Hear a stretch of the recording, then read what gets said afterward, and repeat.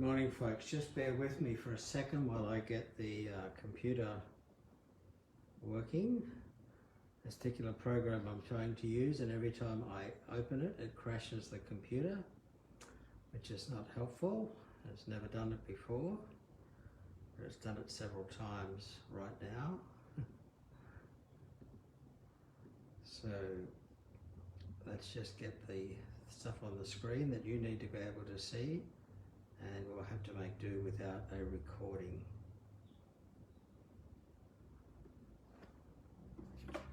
All right, so let's see how this goes for us.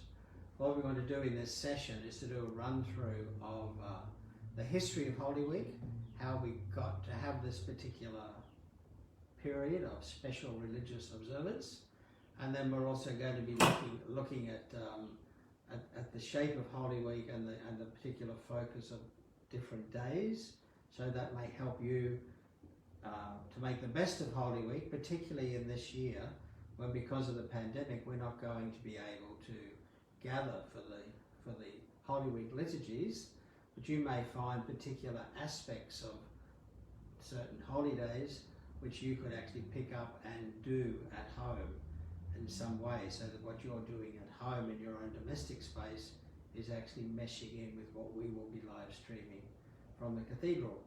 So let me just, for those who weren't sure, let me just start where I should have started by saying, hi, my name's Greg Jenks. I'm the Dean here at Grafton Cathedral. We're in the midst of this rapid transition to doing stuff online. Fortunately, we had a bit of a head start compared to some places. We've been doing things like this for the last couple of years, but even so today, for some unknown reason, some bits of the technology have messed up with us, both in this session and as you may have noticed, we had real issues with the audio feed during the live stream of the cathedral. But anyway, and we've just lost the Apple TV thing as well, so there's a very unstable connection here apparently. Let me try to get back into that so it's on the screen for you. It just seems we're just not holding the connection at the moment for some reason. If this doesn't work, we'll simply revert to looking at, I'll give you the link as to where to find the similar presentation I did last year. Let's see how long this lasts. So obviously Holy Week has some days in it which are particular features for the period, starting with Palm Sunday, which is today, and then a number of other days. Particularly towards the end, we have what's called the Easter Triduum, the 3 holy days of Easter, focusing on Maundy Thursday, Good Friday, and then of course Easter Day itself. So to try and give an overview of how the Holy Week observances have developed in time. We're going to begin by talking, just very, very briefly remind you that this is part of the larger liturgical year, and in terms of what's on the screen at the moment, we're just at the beginning, just prior to Eastertide, that white segment that's around about 5 o'clock to 6 o'clock on your screen, and you'll see a little red wedge there, which is Holy Week. So that's the part of the year that we're going to be exploring. Similarly, in this graph, which is a different way of kind of presenting the church year, that from Advent through until Pentecost, we're basically telling the story of Jesus, and then from the Sunday after Pentecost, which is Trinity Sunday, through to the Sunday before Advent, which is Christ the King, we talk about that as ordinary time, but we also talk, this is a time when we're talking about the story of the people of God, whereas the other part of the year it's really focused on the story of Jesus. Okay, in terms of thinking about liturgy, there are 3 kinds of liturgical action which we need to be aware of. The first is really simple. It's when we remember something and we read or recite the biblical passages that go with that event or occasion or idea which we're observing. So when we remember and when we recite, and of course we do that every single time when we celebrate Eucharist. We take the bread and the wine, we recite the words from the Last Supper, And this is a good example of a liturgical action, which is remembering, calling something from the past down into the present, and telling the story that goes with it. Then there's the idea of commemoration. There are certain kinds of liturgical events that are actually commemorating a particular time in the year, a particular point in the story.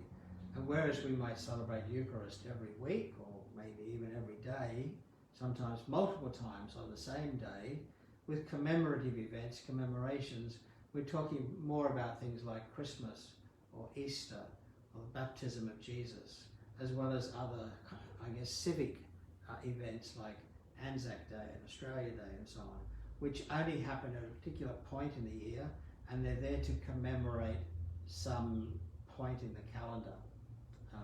And often it's an annual commemoration referring back to some event in the past. So some of our liturgical events, even during Holy Week, are of that nature.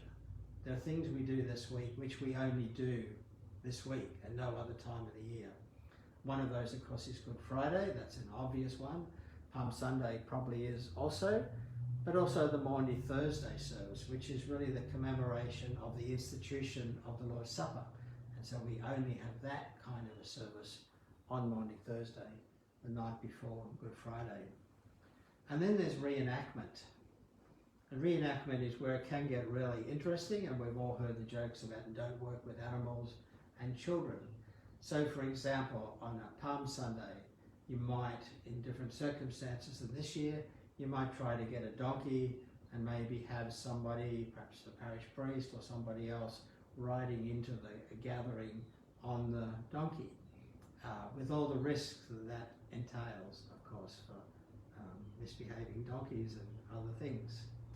Similarly, when we often on Maundy Thursday we'll have the liturgy of the feet washing. Now we can't do that this year because there's a complete ban on holy rituals that include water, because it's such a great conductor of the coronavirus. So we won't be doing the washing of the feet at the cathedral this year. But you can see how that's a reenactment. We're not simply remembering and reading the story. We are commemorating the Last Supper, but we're actually reenacting the Last Supper, and particularly the feet washing to some extent. And perhaps the most gruesome example of reenactment is when people in the Philippines and so on actually get themselves crucified as part of the Good Friday liturgies. Makes it onto the news, but it's a pretty gruesome kind of liturgy. So bear in mind those three levels: remembering and reciting, commemorating, perhaps events that we only mark once a year, and reenactment. And there's a bit of all of those three things going on during Holy Week. So these are the primary days we're going to be focusing on. Palm Sunday, which is today, and in some ways most of the Palm Sunday stuff is behind us.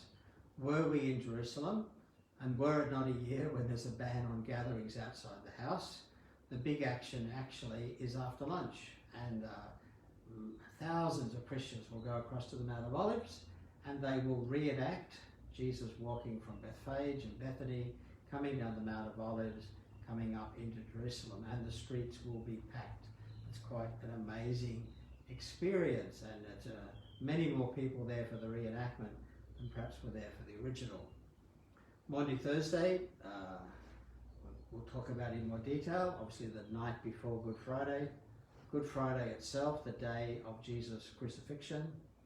Holy Saturday, which is kind of the quiet, subdued period when we're conscious that Jesus is dead and we're not yet celebrating Easter, not yet celebrating the resurrection, trying to get some sort of a sense of the abandonment that people might have been feeling. And in our diocese this year, from 3 o'clock on Good Friday through until 6 o'clock on Holy Saturday, there'll be a diocesan day of prayer with different parishes providing input for an hour at a time during that extended period of prayer. The highlight of Holy Saturday is, of course, the Easter Eve Vigil, which happens after sunset on Easter Eve. Sometimes it happens at dawn on Easter morning. We light the fire, symbolise the bursting out of life and light and energy, the resurrection. We bless and light the Easter candle and so on. And we'll be doing that live streaming from the cathedral at 6 o'clock on Saturday next weekend, and wrapping up the Diocesan Day of Prayer. And then of course there's Easter Day, which many people call Easter Sunday, but it is a Sunday, but it's Easter Day, just as Christmas Day is Christmas Day, no matter what day of the week it falls on. Easter Day, of course, always falls on a Sunday. So let's try and get a sense of how the Gospels actually set up a kind of a sequence, a sort of chronological sequence for Holy Week. So we're just going through the Gospels, particularly the Gospels of Mark and Matthew. We find this kind of a pattern emerging, that on the first, there's a Sunday when they're approaching Jerusalem. A little bit further in the story we get on the following day, so the day after Sunday, of course, is Monday. And then we get in the morning, suggesting perhaps another day has passed. So that section of the gospel tradition we tend to allocate to Tuesday. And then we get a note that says it was 2 days before Passover, so we come back the other way. And that gives us Wednesday. Then we've got on the first day of unleavened bread, which is the Thursday in the sequence. As soon as it was morning, in the story of Jesus' arrest and trial, so now we're on to the events of Good Friday. And then Saturday, particularly, we get the idea that, you know, when the Shabbat was finished, so more things were about to happen, but the idea that between the Friday and that point in the story, there's been Shabbat, there's been Saturday, and finally, early on the first day of the week, in other words, first thing on the following Sunday, crack of dawn on Easter Day. Now the Gospel writers may not have been planning to give us a weekly schedule like that, but just because of the choice of words, people that read the Bible and have studied it over the years have tended to kind of allocate the stories and the events and the themes of Holy Week across that kind of chronological sequence. This is way too much detail for you to read from your screens, but it comes from a document from the middle of the 3rd century called the Apostolic Constitutions. It's a reference to the Great Week, and that's interesting in terms of already people talking about this particular special time, and why they were fasting on Saturday, which was not what Christians normally do. And it's a bit, this translation is pretty old and stilted, but towards the end of it says that according to this tradition, the instruction came from Jesus himself, which of course we don't find in the Gospels at all. But so whereas Christians typically fasted on Wednesdays and Fridays, the 4th and the 6th days of the week, because of this week, because of the significance of Holy Saturday, on this week, even though it's Shabbat, the early Christians were fasting on Saturday. So again, that's one of the earliest references to Holy Saturday as a day of fasting and being basically very subdued, very limited in our capacity to celebrate. In order to understand how Holy Week was developed, it's helpful to have some idea of what Byzantine Jerusalem looked like. So let me start with the first word, Byzantine or Byzantine. What we're talking about here is what happened to the Roman Empire after the time of Constantine. Constantine, you may know, came to power around about 312 or so in the Common Era. He became the sole emperor, having previously been a joint ruler. And as part of that process of basically instituting a coup, taking control of the Roman Empire, he also became a Christian. And that marks sort of the beginning, particularly from his successors, it marks the beginning of the sort of Byzantine Empire, which followed on from the Roman Empire.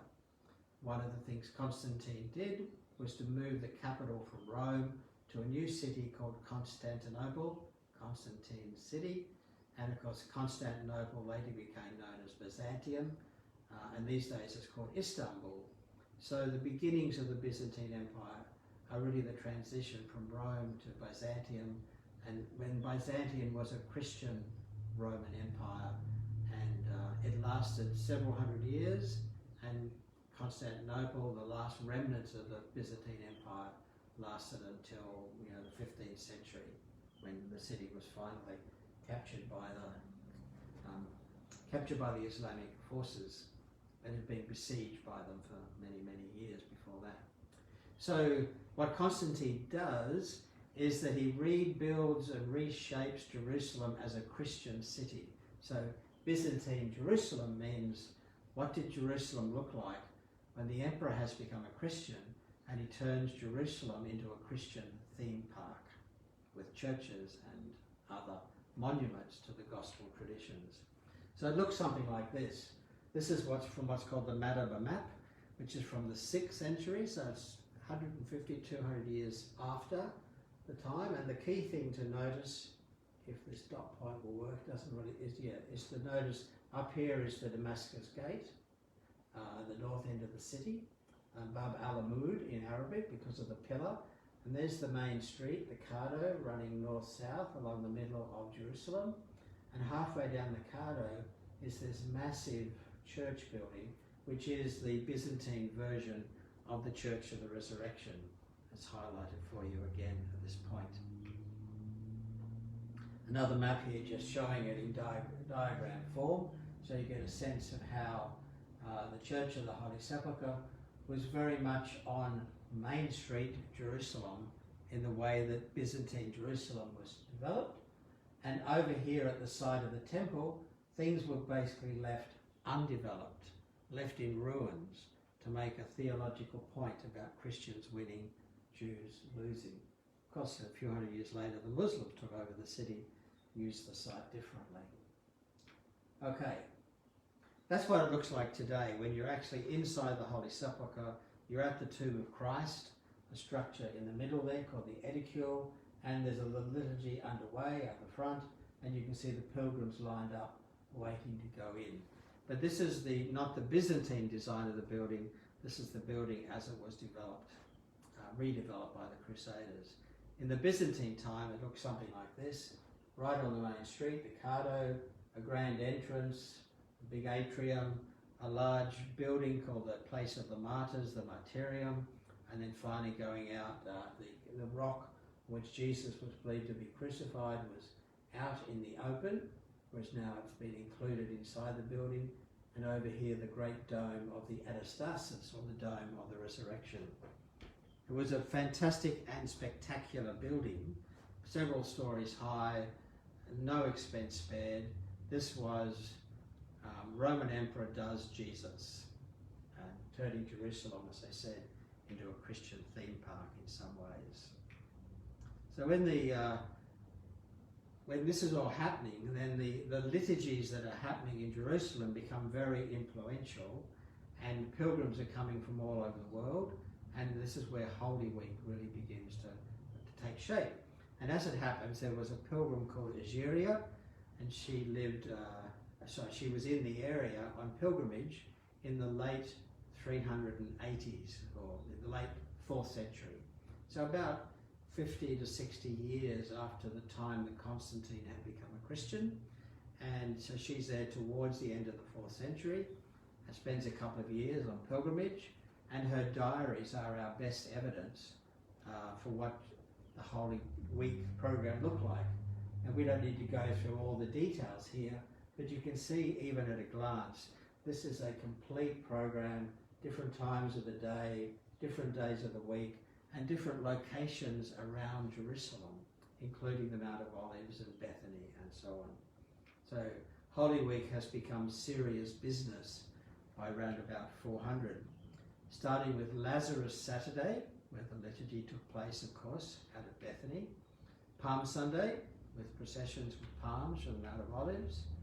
Monday, Tuesday and Wednesday, there were vigil services in the large Martyrium building, which was the inner courtyard, if you like, of the Holy Sepulchre, which, by the way, they call the Church of the Resurrection. It's only people in the West who call it the Church of the Holy Sepulchre or the Holy Grave. Thursday night there was a vigil service on the Mount of Olives at the Eleona Church, which is above the Garden of Gethsemane, basically. Friday night, of course, a whole series of vigils, on Friday at least, a whole series of vigils at the Rock of Calvary at Golgotha, which, as I said, the building was around it, but it was left without a roof, so the rock was open to the sky. Saturday there was a vigil at the Martyrium, which we mentioned earlier, and then of course Sunday was the great celebration.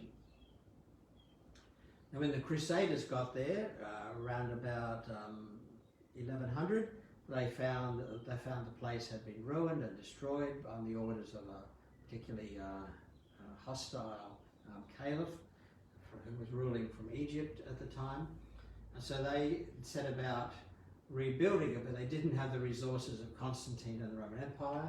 And so what they did is they reassembled the building, they shrank it in size. So the footprint of the Holy Sepulchre became much smaller, and it was no longer like the major point going down the main street. For the Crusaders, the big focus was actually on the Holy Cross and finding the true cross. And that has led to another commemoration kind of liturgy in September 17 each year, where people in the West, not in the East so much, celebrate the discovery of the true cross by Constantine's mother, Queen Helena. It was also at this time that the Via Dolorosa developed as a form of outdoor Christian piety. That was not part of the tradition for the first 1,000 years. The Via Dolorosa is a big part of Jerusalem today, but it's a legacy from the Crusader period. And of course, as the Crusaders went back home, particularly their leaders, probably not so much the soldiers, they took with them reports on how to do things properly, so to speak. And so the liturgical traditions, which had been nurtured and revived and fashioned by the Crusaders, quickly became very influential throughout Western Europe. And that, of course, includes the Stations of the Cross, which are a way of doing the Via Dolorosa when you're not in Jerusalem. So let's look briefly at each of the major days that are going to make up Palm Sunday. Excuse me. So we'll start with Palm Sunday, which of course is today, and Palm Sunday is in both Western and Eastern traditions, but because the date of Easter varies, Palm Sunday doesn't always align, but sometimes does. So this year, 2020, the Western Palm Sunday is today, Eastern Palm Sunday is next Sunday.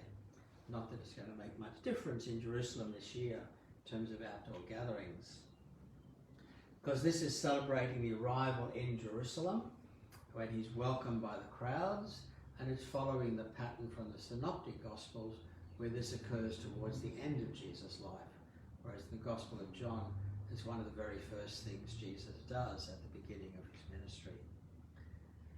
The highlight of the Palm Sunday liturgy is, of course, a procession with palms, and Anglicans have a particularly interesting custom of folding the palm fronds so they take the shape of a cross. That's not universally observed in other parts of the church, but it's one of our particular characteristics. And there's also a solemn reading of the Passion narrative from the Gospel, which is the liturgical Gospel of that year. So in normal circumstances this morning, churches would have been reading basically 2 chapters out of Matthew's Gospel, chapter 26 and chapter 27. Last year we read a similar chunk out of Luke, and next year we'll have the Passion narrative from Mark. That's Palm Sunday. As we mentioned, Monday, Tuesday, Wednesday, traditionally back in the Byzantine period, there were a whole series of special observances for people. Now this has been really, our style, if you like, has been cramped this year because of the ban on public church services, and the people are being asked to stay at home, except when they need to leave for special reasons. So what we're doing this year is we're doing morning prayer and evening prayer from the cathedral, not from the Holy Sepulchre in Jerusalem, at 8:30 in the morning, at 5:30 in the afternoon, Those services are done by Zoom, and if you would like to join us, just drop me an email and I'll send you the link to join us for morning and evening prayer during this week. But on Monday, Tuesday and Wednesday, the focus is just to go gently and quietly, and perhaps the virus pandemic gives us a good excuse to slow down and actually focus on our observance of Holy Week. As we've started doing on Tuesday night this week, there will be another of our Zoom church events where we, instead of live streaming a service, we have a little short reflective service, takes about 45 minutes, and we do that by Zoom. So it's interactive and people can talk to each other, ask questions, share information, raise points for prayer and so on. Again, if you'd like to join us 7:30 for the Zoom church, drop me an email and we could send you the link. We can't put the links online because there's some nasty characters out there who are trying to party crash various Zoom meetings at the moment. On Thursday, Maundy Thursday, the day when we remember the new commandment, the commandment to love one another. So we're thinking about the Last Supper and we're thinking about the feet washing ceremony and of course the betrayal and arrest of Jesus. So this is a time when we commemorate, and there's that word again, commemorating the institution of the Lord's Supper, and in a sense we're kind of trying to reenact the Last Supper to some extent. Typically includes a feet washing ceremony, but not this year because of the health restrictions on using water in liturgies. And the service ends with a stripping of the altar, in other words, taking everything away, all the candles and decorations and altar cloths and so on, so that we get a sense of Jesus being abandoned. Everybody's gone. They've left him.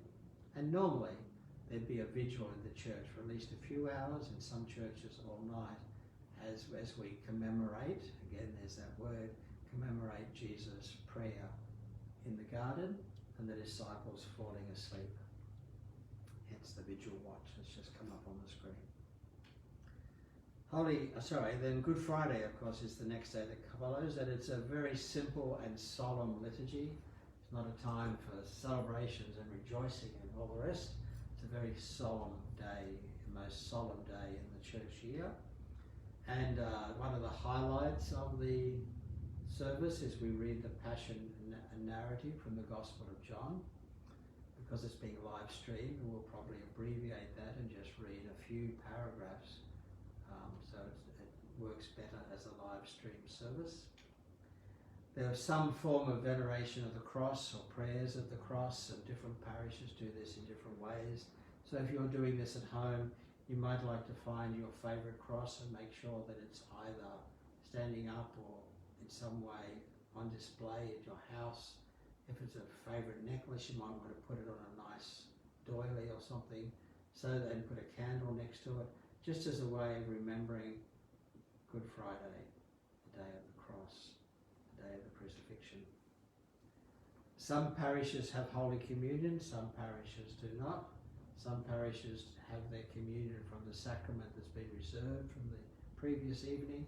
Other parishes actually celebrate in a very subdued and quiet way the liturgy of the Eucharist, on the basis being what more appropriate day for the memorial of Christ's passion and death than Good Friday. But the overall tone is going to be very subdued, very solemn. And as I said, here in the Diocese of Grafton this year, from 3 o'clock on Good Friday through until sunset on Saturday, the Bishop has called on people to participate in a special day of prayer, many parts of which will be online. Popping up on the screen now is what the Holy Sepulchre looks like for the Easter Vigil service, and it is spectacular.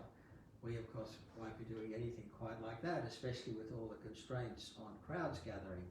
But we will finish the Diocesan Day of Prayer with the 6 p.m.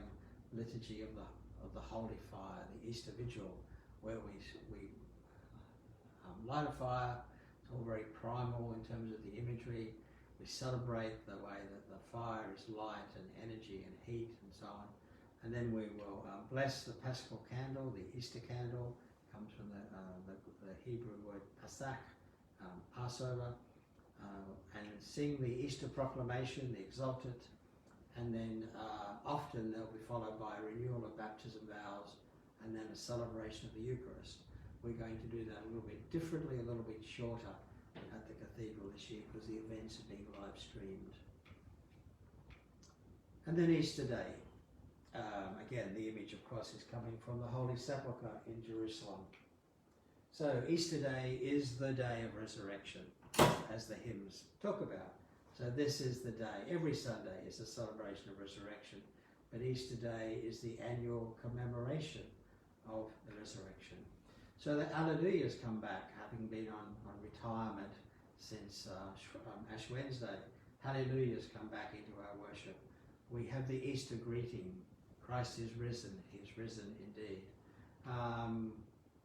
We are back to the Gloria as we sing that in the liturgy. And it's a great day for baptisms, and also, particularly at the cathedral this year, the bishop will be leading the service on Easter Day, and the focus will be on the renewal of baptismal vows as we identify with Christ's death and resurrection through our baptism. And of course, it's a festival Eucharist in normal circumstances, so it's the best music, the best vestments, the best flowers and so on that we're able to arrange. It's all going to be very different, very subdued this year.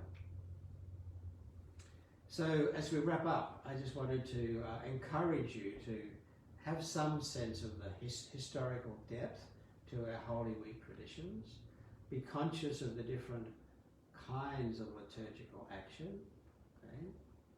When we remember and recite, when we commemorate, and when we reenact. And keep an eye out to how each of those elements are present in this coming week. This is a year where we're going to have to do Holy Week at home, and so we are planning the services, trying to keep them short, trying to focus on the things that are most distinctive of that particular day during Holy Week.